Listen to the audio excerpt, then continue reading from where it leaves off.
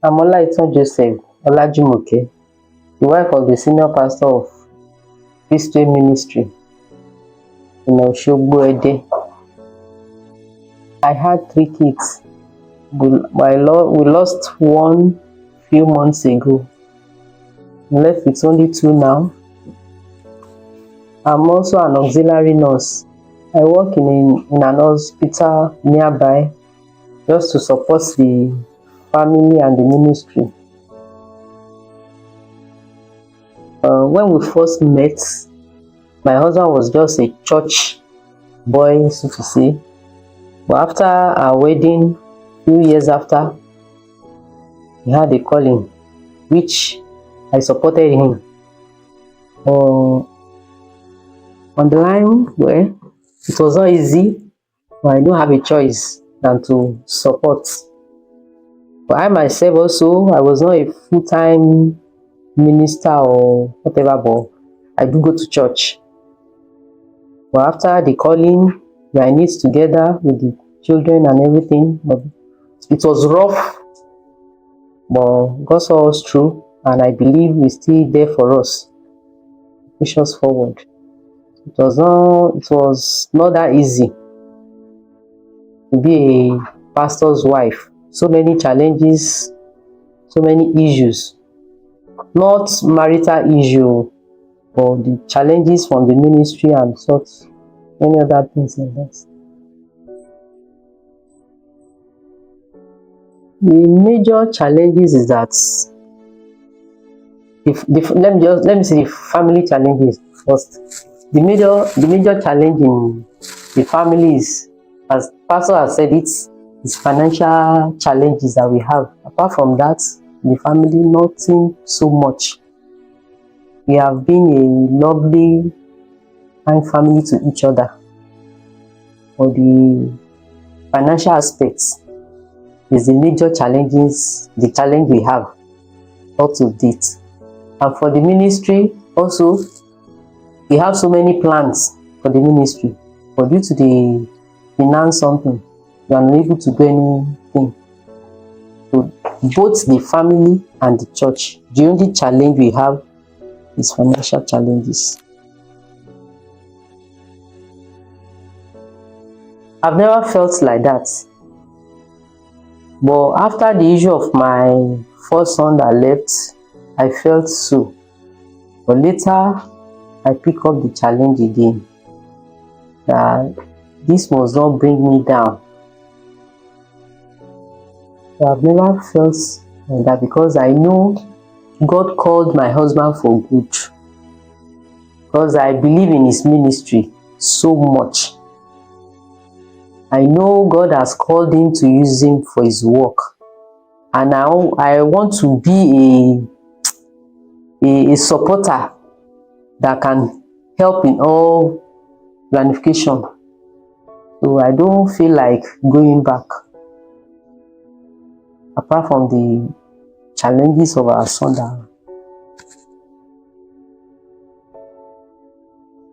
Let me say, for example, the house rents, children's school fee, and so on and so forth.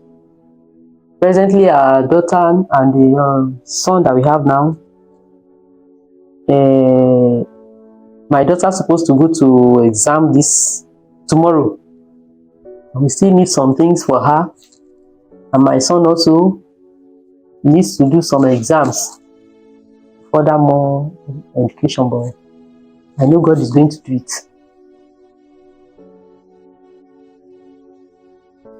David has his O levels, hoping to move forward, and also Sophia too. She has her O levels, hoping to further to go to higher institution. Both of them. Number one is that I have small farm beside me here, and sometimes I do call my friends outside Osun and in Osun State for financial help when everything is kind of down, to seek for help.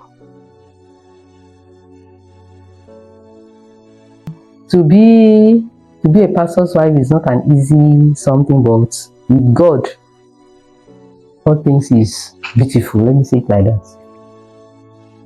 We just advise women like me, if your husband is called for a missionary work or a pastoral work, you should just try and fix him into it, do it together, bring good result for God. Because I know if God has chosen your husband to be a pastor or to be a missionary, is a privilege. So we must just help in everything our husband is doing. So I'd advise women like me to work hand to hand with their husband in the ministry.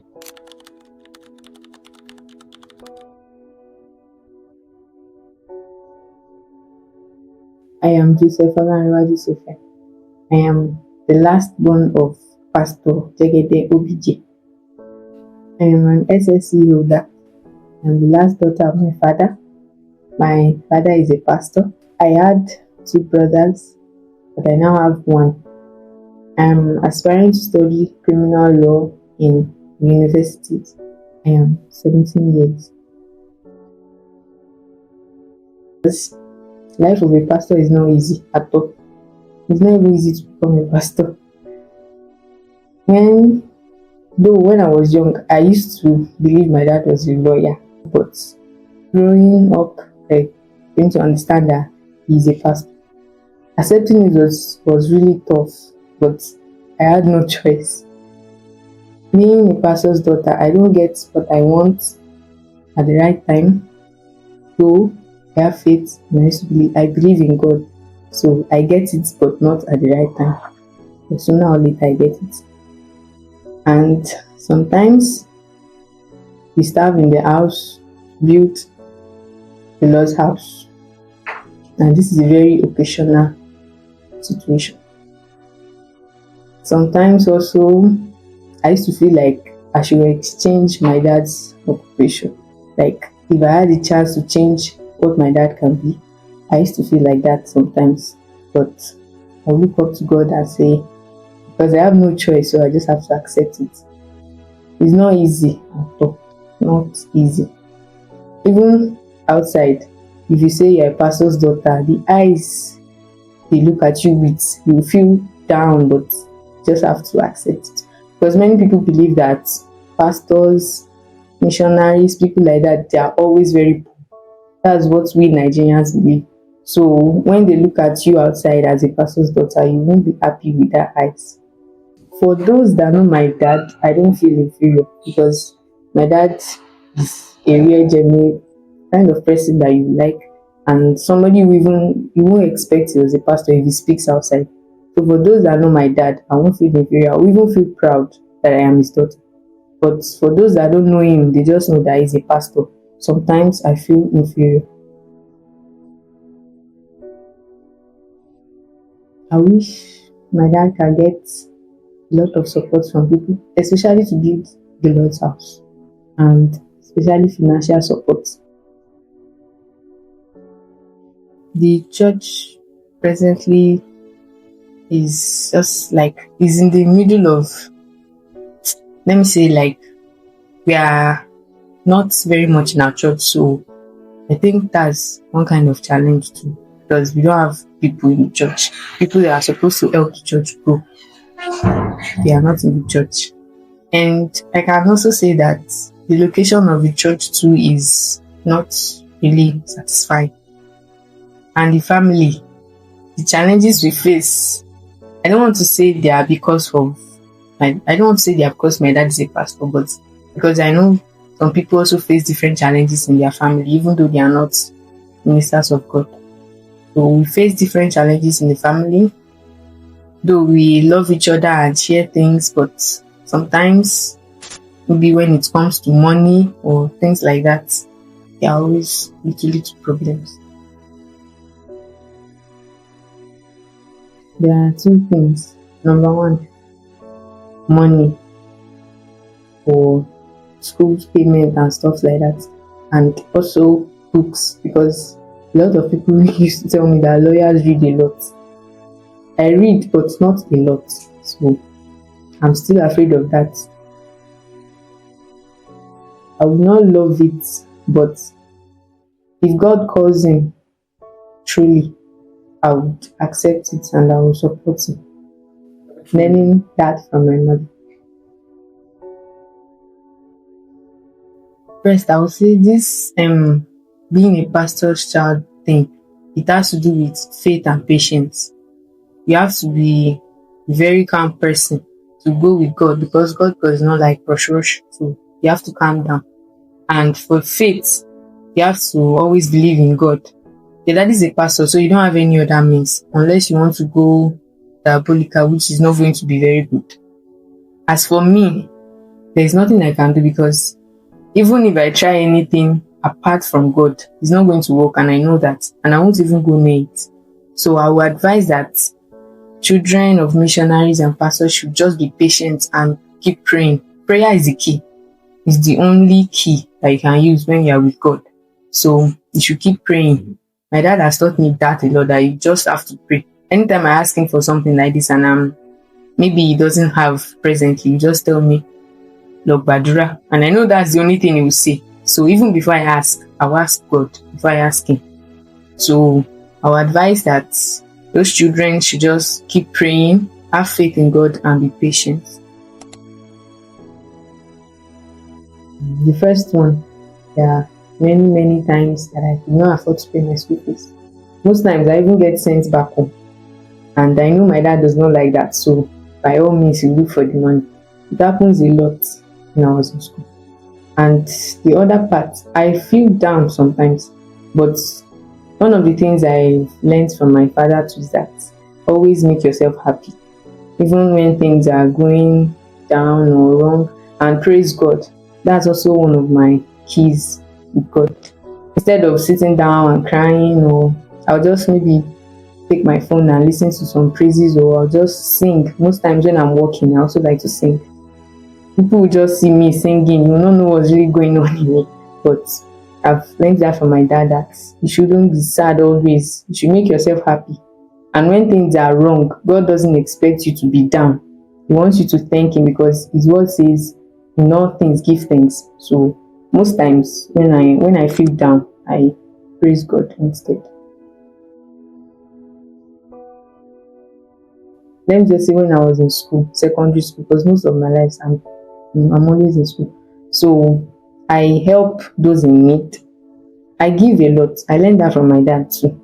I learned a lot from him, and I'm still learning. I give a lot, and I like to motivate people. When someone is down or feeling pressured or something, and I am there or present, I would like to talk to the person. Though it's not everybody that will be calm and listen to what you have to say, but most of them that are calm, I'll talk. I don't know if it works or not, but I'll say my own and just go.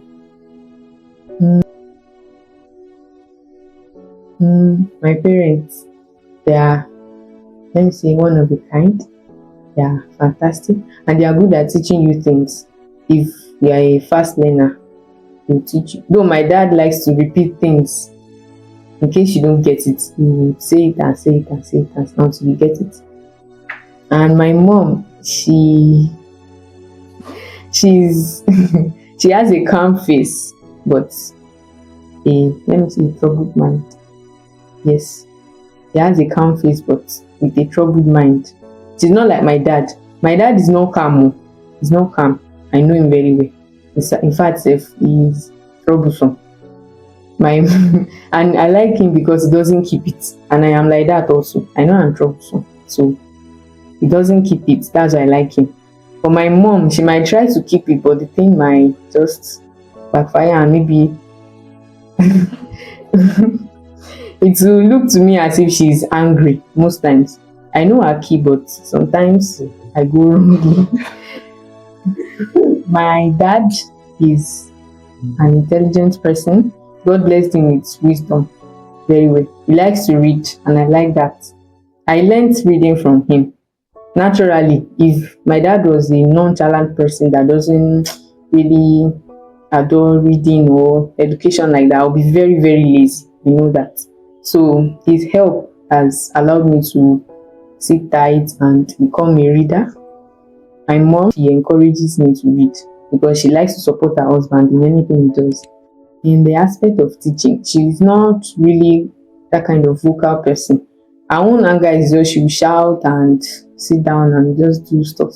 But she will not really express what she's really feeling. Like you will not get the message exactly. Only for we that we understand that we know this exactly what she's feeling. My dad will get every single message because he will explain everything. Let me just say thank you for being my parents. You don't have the right to choose your parents from heaven, but I appreciate God that He gave me my father and my mother. Being somebody that is called by God is like a life of education. You learn new things. I know normally we learn every day, but being a minister of God is way different. You learn new things in spiritual way, and I learned a lot of things from my dad too. So let me just say, this pastor's life and missionary life is just like an educational life.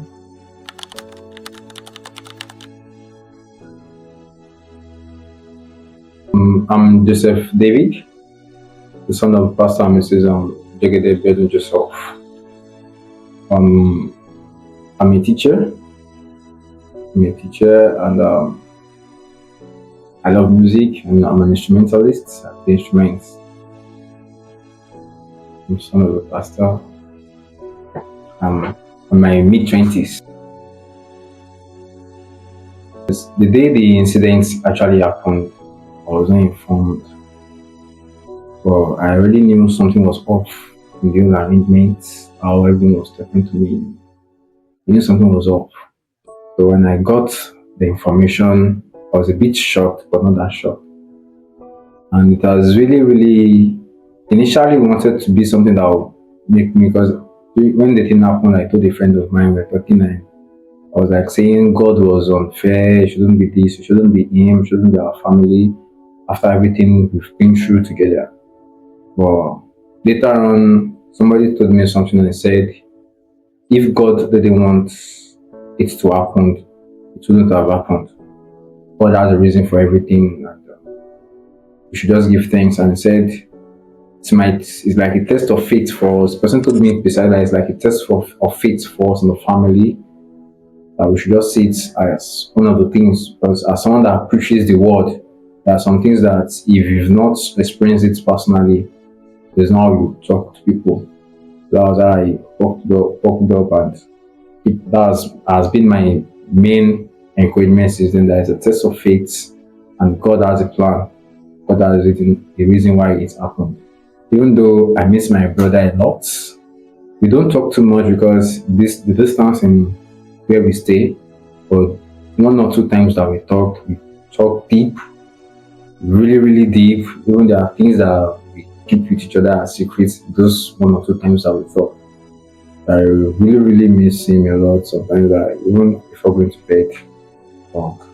There's nothing I can do about that right now.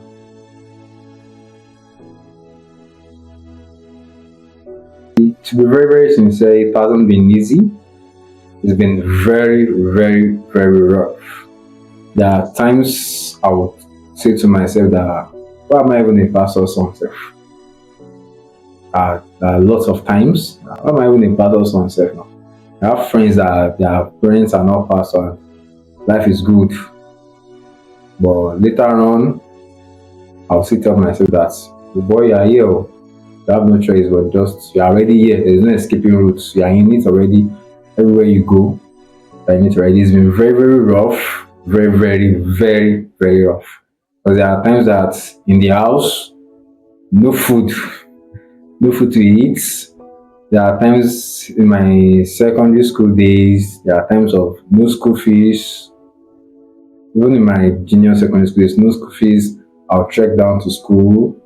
A lot of things. There was even the time that anytime I remember that time, I burst into tears is when, out of human flesh, he took a loan back then, and the bank came and took some of our gadgets, including his car at home. And anytime I remember that incident, I'm like, about God, why now? Oh, so far so good. It's not this. If I want to keep on talking, we won't go on today. But it's been very rough, very rough. If I'm not recently in this our house, recently we woke up in the morning, there's no food, we have to turn into fast. But before the end of the day, God did it again. That's one of the challenges. Another challenge there is that made the journey so rough is the church. Church, being in church, a missionary kind of church that doesn't stay in one place, moving here and there. Church is looked to some people it's not growing. Remember, since you don't have the numbers, people will say we are not growing. We're not growing. So that's kind of look like a challenge. That's it for now. My pressing need right now is finance to further my education. God has placed me in a place where I have influence on young ones, younger than me, my little sister. So the best thing I can do to improve myself in that place is to further my education, and I'll need finance in order to do that. My advice to full-time pastors' son and their children is it isn't easy being a full-time pastor's son. There are times you come to, I don't want to say crossroads, because when you come to crossroads, you still have options of where to go to, but block roads. There are times you feel so down. It's everything, the situation around you is not looking encouraging. But believe in God, believe in your parents, believe in God, believe in your parents, have the faith. We give abbreviation for the word faith in our church, which is for all it takes to happen. So give it all it takes to happen. And I believe God up there wouldn't let you down.